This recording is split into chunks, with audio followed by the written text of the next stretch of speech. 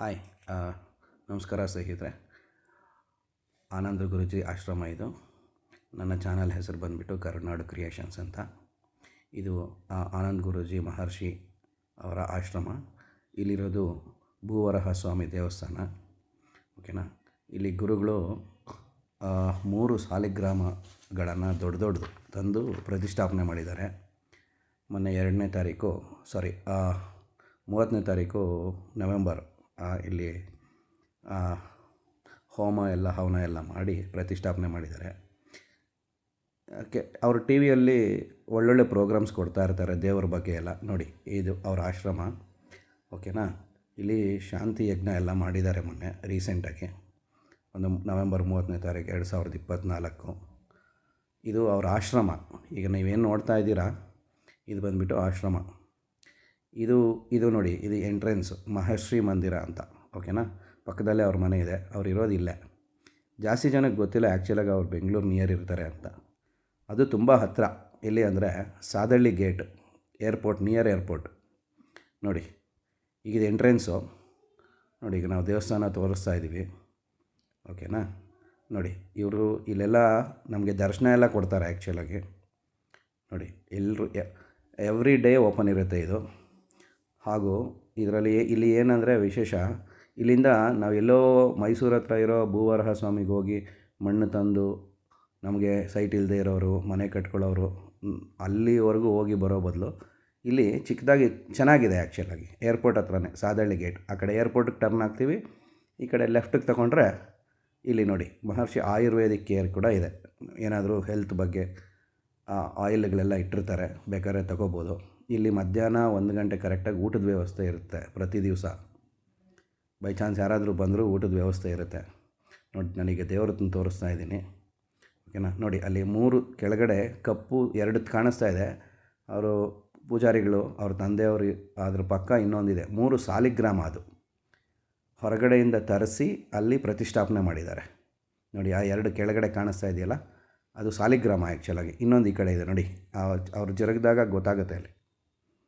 ಅಲ್ಲಿ ಸಾಲಿಗ್ರಾಮ ಇದೆ. ಓಕೆನಾ. ಇದು ತುಂಬ ಹತ್ರ ಇದೆ ಆ್ಯಕ್ಚುಲಾಗಿ ಬೆಂಗಳೂರಿಗೆ. ನಾವು ಇಲ್ಲಿಂದ ಮಣ್ಣು ತೊಗೊಂಡೋದ್ರೂ ಕೂಡ ನಮ್ಮ ಮನೇಲಿ ಇಟ್ಕೊಂಡು ಪೂಜೆ ಮಾಡಿದ್ರೆ 48 ದಿವಸಗಳನ್ನ ಪೂಜೆ ಮಾಡಬೇಕು. ನೋಡಿ, ಈಗ ಅವ್ರು ಎದ್ದು ಬಂದ್ರಲ್ಲ, ನೋಡಿ ಅಲ್ಲಿ ಸಾಲಿಗ್ರಾಮ ಕಾಣಿಸ್ತಾ ಇದೆ. ಅಲ್ಲಿ ನೋಡಿ 3 ಸಾಲಿಗ್ರಾಮಗಳನ್ನ ಪ್ರತಿಷ್ಠಾಪನೆ ಮಾಡಿದ್ದಾರೆ. ಅಲ್ಲಿಂದ ಮಣ್ಣು ತೊಗೊಂಡು ಬಂದು ಯಾರಾದರೂ ಈ ಮನೆ ಇಲ್ಲದೆ ಇರೋವಂಥವ್ರು, ಈ ಸೈಟ್ ತೊಗೋಬೇಕು ಅಂತ ಆಲೋಚನೆ ಇರೋರು, ಮನೆ ಕಟ್ಟಬೇಕು ಅಂತ ಆಲೋಚನೆ ಇರೋರು, ಇಲ್ಲಿ ಕುಂಕುಮಾರ್ಚನೆ ಎಲ್ಲ ಸಪ್ರೇಟಾಗಿ ಮಾಡ್ತಾರೆ. ಓಕೆನಾ. ನೋಡಿ, ಇದು ಆಶ್ರಮ. ಇದು ತುಂಬ ಚೆನ್ನಾಗಿದೆ. ಯಾರಾದರೂ ಯಾವಾಗ ಬೇಕಾದರೂ ಹೋಗ್ಬೋದು. ನಮ್ಮ ಬೆಂಗಳೂರಿಗೆ ತುಂಬ ಹತ್ರ ಇದೆ. ನೋಡಿ, ಸಾದಳ್ಳಿ ಗೇಟ್ ಹತ್ರ ಇದೆ. ಮಹರ್ಷಿ ಆಶ್ರಮ ಅಂತಲೇ ಇದ್ರ ಹೆಸರು. ಓಕೆನಾ. ಈಗ ನೋಡಿ, ಇಲ್ಲಿ ಮುಂದಕ್ಕೆ ನಾನು ಮುಂದೆ ತೋರಿಸ್ತಾ ಹೋಗ್ತೀನಿ. ನಾವು ಇಲ್ಲಿ ಬಂದಿದ್ವಿ, ಪೂಜೆ ಮಾಡಿಸಿದ್ದೀವಿ. ಓಕೆನಾ.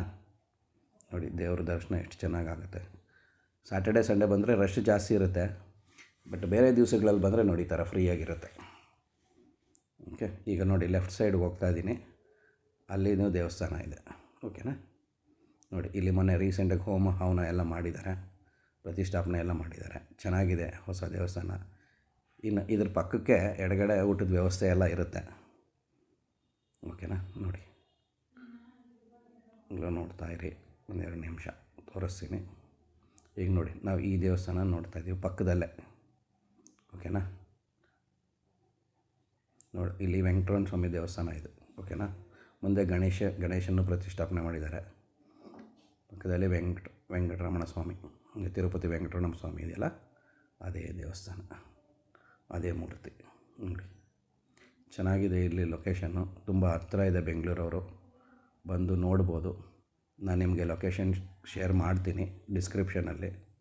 ಬೈ ಚಾನ್ಸ್ ಡಿಸ್ಕ್ರಿಪ್ಷನ್ ನೋಡೋಕ್ಕಾಗಿಲ್ಲ ಅಂತ ಹೇಳೋರು ಆನಂದ್ ಗುರೂಜಿ ಮಹರ್ಷಿ ಆಶ್ರಮ ಅಂತ ಗೂಗಲಲ್ಲಿ ನೋಡಿದ್ರೆ ಬಂದುಬಿಡುತ್ತೆ. ನೋಡಿ, ಕೆಳಗಡೆ ಗಣೇಶನ ದೇವಸ್ಥಾನ ಮೂರ್ತಿ ಇದೆ. ನೋಡಿ, ಮೂರ್ತಿ ಎಷ್ಟು ಚೆನ್ನಾಗಿದೆ ಅಂದರೆ ಒಳ್ಳೆ ದರ್ಶನ ಆಗುತ್ತೆ ಆ್ಯಕ್ಚುಲಾಗಿ. ನಾವು ಹೋದಾಗ ಅವ್ರು ಇದ್ದರು, ನಾವು ಅವ್ರನ್ನೆಲ್ಲ ನೋಡಿದ್ವಿ. ನೋಡಿ, ಗಣೇಶ ಮುಂದುಗಡೆ, ಗಣೇಶ ಹಿಂದುಗಡೆ ವೆಂಕಟರಮಣ ಸ್ವಾಮಿ. ನೋಡಿ, ಈಗ ಫ್ರಂಟ್ ಇಲ್ಲಿ ಅವ್ರು ಕೂತ್ಕೊಳ್ಳೋದು ದರ್ಶನ ಕೊಡ್ತಾರೆ. ಮಹರ್ಷಿಗಳು ಇಲ್ಲಿ ಕೂತ್ಕೊಂಡು ಪಾದಪೂಜೆಗೆ ಪಾದ ದರ್ಶನ ಎಲ್ಲ ಕೇಳ್ತಾರೆ, ಕ್ವಶನ್ ಆ್ಯಂಡ್ ಆನ್ಸರ್ ಕೇಳ್ತಾರೆ. ಇಲ್ಲಿ ನಾವು ಹೋಗ್ಬಿಟ್ಟು ಅವರು ಕೂತ್ಕೊಂಡಾಗ ದರ್ಶನ ಮಾಡಿ ಬರಬಹುದು. ಇದು ದರ್ಶನ ಕೊಡೋ ಜಾಗ. ಇದು ಬಲಗಡೆನೇ ಇದೆ, ದೇವಸ್ಥಾನಕ್ಕೆ ಬಲಗಡೆ.